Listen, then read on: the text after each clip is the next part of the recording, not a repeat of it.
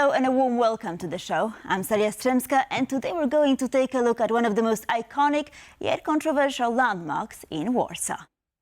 I'm talking, of course, about the Palace of Culture and Science, gifted by the Soviet Union in the 1950s. Once a symbol of domination, it's now a cultural hub and one of the city's defining landmarks. 22 lipca. 70 years ago, on July 21st, 1955, Warsaw gained a new symbol, one of the most recognizable buildings in Poland, the Palace of Culture and Science. This monumental building, with 46 floors and rising over 230 meters, was completed in just 3 years. Conceived by Joseph Stalin as a gift from the Soviet Union to Poland, the Palace of Culture and Science continues to spark debate in Polish society because of its controversial origins. Poland had to pay for it, of course, by coal exports, but that was the general idea. And so Poland had, or the Polish authorities had a choice between picking the Palace of Culture, this huge community centre, or a underground metro line, and they picked this one. 70 years on, the building still serves much the same purpose as it did when it opened as a hub for cultural life, notes Dorota Zmarzlak, a board member of the office that manages the Palace of Culture and Science. We have 4 theaters in the building. We have 1 cinema. We have such a youth center where the kids can attend different activities. For Warsawians born and raised, the building has been the backdrop to countless memories. This is what Polish history is like, and this building should stay. It is a historical monument. Do we really need to dismantle our past? And this building is my peer. I was born in 1954, and that's when its construction started.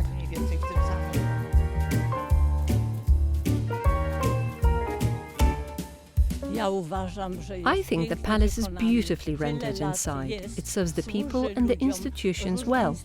For those of us who were born in Warsaw and continue to live here, the building is inoffensive. More than that, I would be outraged if it were dismantled. For newcomers to Warsaw, it's valued as a landmark at the very heart of the capital. Now it's a beautiful place where we can walk around to enjoy the city and just enjoy the palace more. It's an iconic building and it's a visit card, a Warsaw visit card, and I like it. Maybe this atmosphere around this building, so, but this building, it's very beautiful, yeah. After 70 years, the Palace of Culture and Science remains Warsaw's defining icon. Ubiquitous in the city's imagination, yet still able to hold secrets and to adapt with the times. Of course, the palace doesn't exist in a vacuum. Its surroundings, used for public propaganda displays during communist times, have been transformed into something completely new: greenery and places to relax. Today, both residents and tourists can unwind in the shade of trees while also discovering traces of Warsaw's history.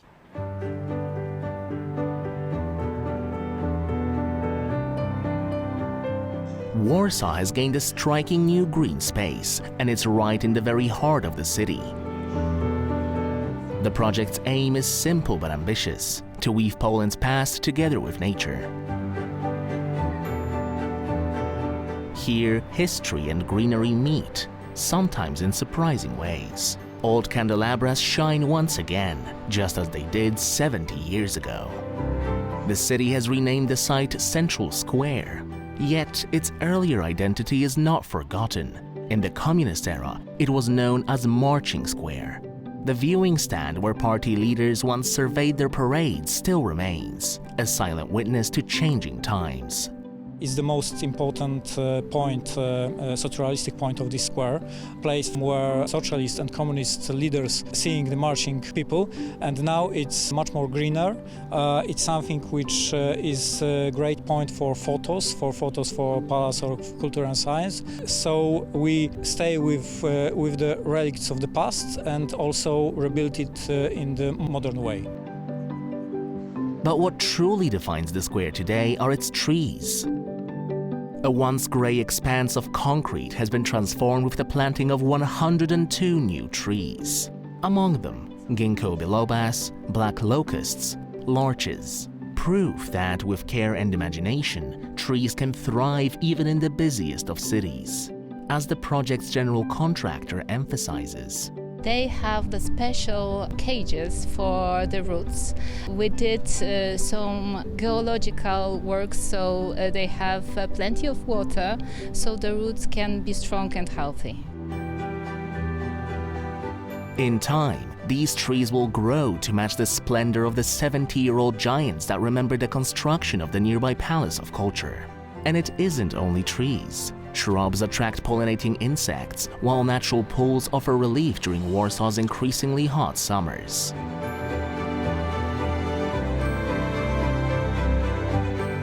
Some stories, though, lie beneath the surface. All the excavation works was very hard because the ground water level here is very high, and we did 4 water tanks here to water all the plants that we have on the square, and they are situated 7 meters below the ground. The lawns are shaped to reflect the housing blocks that once stood here before the Second World War, and brass lines in the ground trace the boundary of the wartime Jewish ghetto, layering memory into the landscape. But Warsaw's greening doesn't stop here. Digging machines are already at work, extending the message of Central Square across the capital, bringing nature back to places where cars once ruled.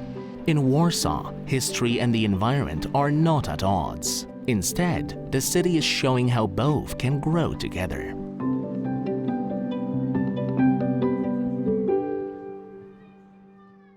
Across its 44 floors and 70 years of existence, the Palace of Culture and Science has amassed and concealed many secrets. Our reporter, Karolina Szapland, set out to uncover some of them. Come with us on a journey into the heart of Warsaw's Palace of Culture and Science.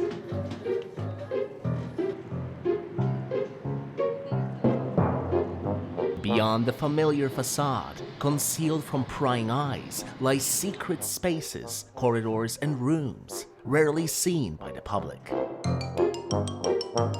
Our first stop, the 40th floor. Just 2 levels above the viewing terrace known to visitors sits a technical platform.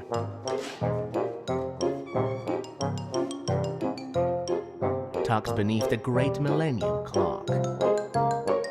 Installed in the year 2000, this monumental dial spans 6 meters, 30 centimeters.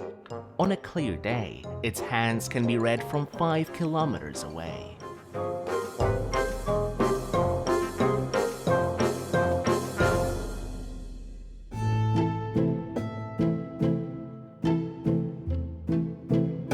Now we descend to the 4th floor. Here we find a conference chamber, beautifully preserved.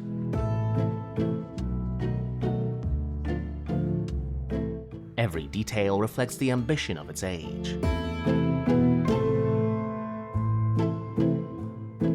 The chandeliers, the hand-laid parquet floors, and the translation booths capable of serving 5 languages at once. A remarkable achievement in the 1950s. This hall bears the name of Lev Vladimirovich Rudnev, the Soviet architect behind the palace's design. Finally, we journey deep below into the hidden belly of the building. Warsaw urban legends whisper that these subterranean corridors once linked the palace with the Communist Politburo and its fallout shelters. We can neither confirm nor deny such tales.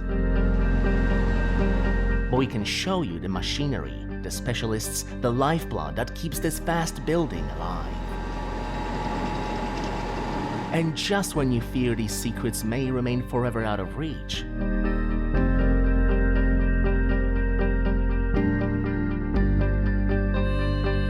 uncover a storage vault filled with artifacts of a bygone era.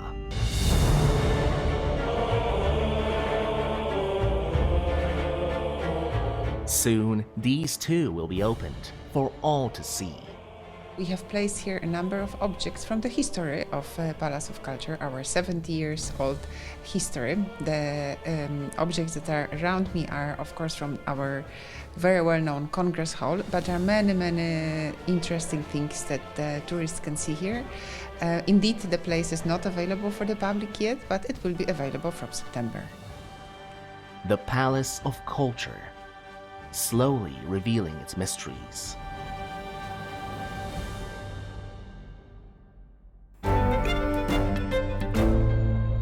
This time we're devoting our Culture Beat section to some of the most interesting book fairs taking place across the country. And we begin in Sopot, Poland's summer capital. Every August, the city turns into a haven for book lovers. The Sopot Literary Festival draws writers and readers from around the globe, and this year a special place was given to Romania. Among the guests was one of the country's most distinguished historians, Adrian Ciorianu. On Sopot's beach, visitors could also meet translators, without whom many of us would never be able to enjoy the most celebrated works of foreign literature.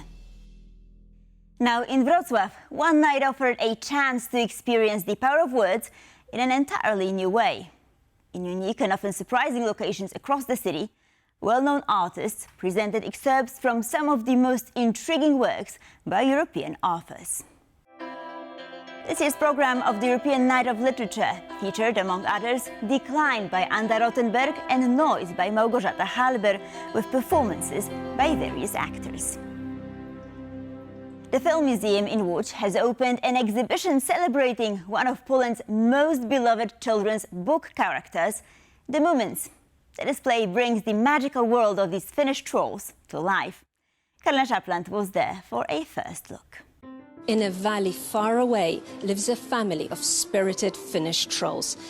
Kind and nurturing Moomin Mama, brooding and artistic Moomin Papa, and a Moomin troll whose adventures lie at the heart of a series of books by Tove Jansson. Beloved in Poland, these books are 80 years this year.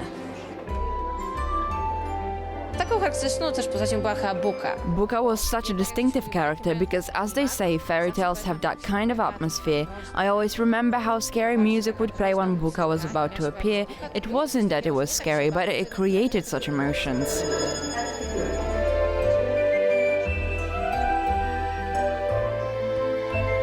For the Film Museum in Łódź, this anniversary has a special significance because it was here in Łódź in the late 70s when the local film studio Semafor produced 78 episodes of what is now a children's cult classic, The Tales of the Moomins.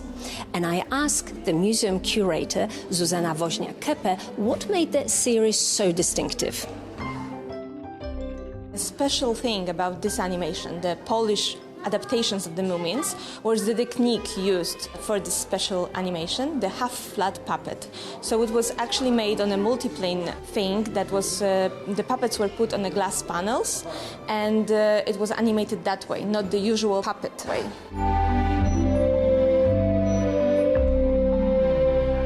This exhibition shows that in 2025, Moomins transcend the books and the movies. They are everywhere, from toys to tattoos. The exhibition title, The Door is Always Open, reflects the Moomin philosophy. Whenever somebody new appeared in a Moomin valley, there was always a place for them at the Moomin table. And that's a lesson not just for the kids. For TVP World, I'm Karolina Szapland. And with this, we conclude this episode of Pulse of Culture. Thank you for watching, and please stay tuned for more.